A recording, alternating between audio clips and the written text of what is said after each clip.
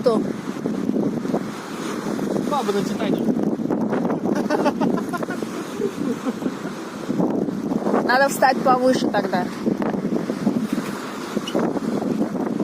Вот.